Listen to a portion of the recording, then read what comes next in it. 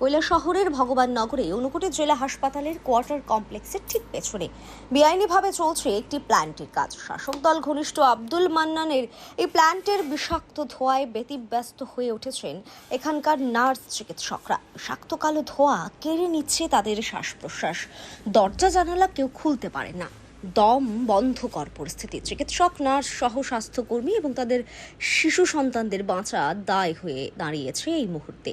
Medical super doctor Rohan পাল জানিয়েছেন, তিনি একটি চিঠি লিখেছেন দূষণ নিয়ন্ত্রণ পর্ষদকে। গত 1 জুলাই দূষণ নিয়ন্ত্রণ পর্ষদের পক্ষ থেকে প্ল্যান্ট বন্ধের নির্দেশ এলেও দিব্যি কাজ চলছে এখানে। চিঠি দেওয়া সত্ত্বেও নীরব ভূমিকা পালন করে চলেছে জেলা প্রশাসন। এই বিষাক্ত ধোঁয়ায় তাদের শিশুরা ক্যান্সার আক্রান্ত হতে পারেন। আগে যখন এটা আবার নাড়াচাড়া দিয়া বইছে, তখন আমি মেম্বার সেক্রেটারি পলিউশন কন্ট্রোল বোর্ডরে 23 জুন একটা লেটার লিখি, অ্যালং উইথ ডিএম স্যারও এই লেটারটা লিখি আমি এটার সময়। তো 23 জুনে যখন লেটারটা লেখা হয়েছে, এরপরে পলিউশন কন্ট্রোল বোর্ড নৈরাচৈরা বইরা তারা ক্লোজার অর্ডার একটা তার এগেনস্টে বানাইছে, জানেন যে হট মিক্স প্ল্যান্টার এগেনস্টে বানাইছে। তো এটার সাইনিং হয়েছে 1/7/2025-এ। এখন 1/7/2025 থেকে আজকে বিগত 11 দিন সে সেই অর্ডারে বুড়া আঙ্গুল দেখায়া এখন পর্যন্ত সেটা কন্টিনিউ করে যেতেছে। আমার যে কোয়ার্টার কমপ্লেক্স আছে, কোয়ার্টার কমপ্লেক্সের ভেতরে প্রত্যেকটা ফ্যামিলিতে বাচ্চা আছে। কেউ 2.5 বছরের বাচ্চা আছে, কেউ 3 বছর, কেউ 4 বছর, 5 বছর। এই যে ধোঁয়াটি বাইরে, তারা এটার মধ্যে কার্সিনোজেন মানে ক্যান্সার প্রডিউস করার যে কেমিক্যাল কম্পাউন্ড ভৈরা আছে। তো প্রত্যেকটা বাচ্চার সেই জিনিসটি এটার লিগে এফেক্টেড হইতেছে।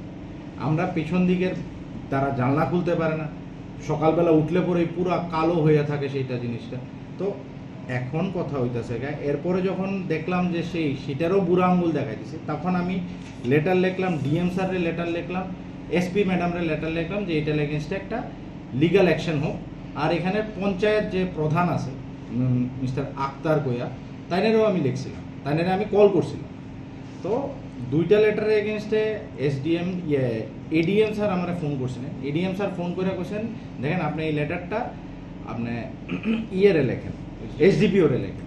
তো আমি এসডিপিওরও বিগত 7 তারিখ লেটার লিখছি, প্রত্যেকটা রিসিপ্ট কপি আমার কাছে আছে। হাসপাতালের একজন নার্স অভিযোগ করেছেন, বিকেলে বাচ্চাদের খেলতে পর্যন্ত দিতে পারছেন না, কালো ধোঁয়ায় আকাশ ঠেকে যায়। বিগত অনেকদিন ধরেই কাজ করছি। তো ডিস্ট্রিক্টের কোয়ার্টার কমপ্লেক্সে আমি থাকছি আমার ফ্যামিলি নিয়ে। তো আমার মনে হয় যে সবার প্রথমে আমাদের বেসিক রাইটসের মধ্যে যেটা পড়ে যে আমরা সুস্থভাবে বেঁচে থাকি, সুস্থভাবে থাকতে পারি। তো যখন আমরা নিজেরাই সুস্থ থাকতে পারবো না, তখন আমি আমার সোসাইটিকেও আমি সেবা দিতে ব্যাহত হচ্ছে। কারণ সকাল সকাল উঠেই আমাদের মানে এত সাফোকেশনে ভুগতে হচ্ছে, আমাদের বাচ্চাদেরও শ্বাসকষ্ট হয়ে যাচ্ছে, যার ফলে আমরা মানে শরীর খারাপ হয়, মাঝে মধ্যেই খারাপ বোধ করি বা পরিষেবা দিতে আমাদের কষ্ট হয়ে দাঁড়ায়। ঘরে যাওয়ার পরেও মাথাটা বিগড়ে যায়, কারণ এরকম একটা অন্ধকারাচ্ছন্ন পরিবেশ, শ্বাসকষ্ট হচ্ছে।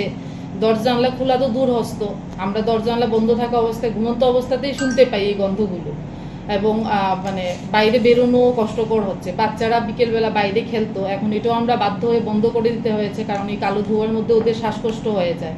অনেক বাচ্চাদেরই বমির ভাব হচ্ছে বা মাথা ঝিমঝিম করছে। তো যার ফলে আমরা বাচ্চাদেরকে ঘরবন্দি করে রাখতে হচ্ছে।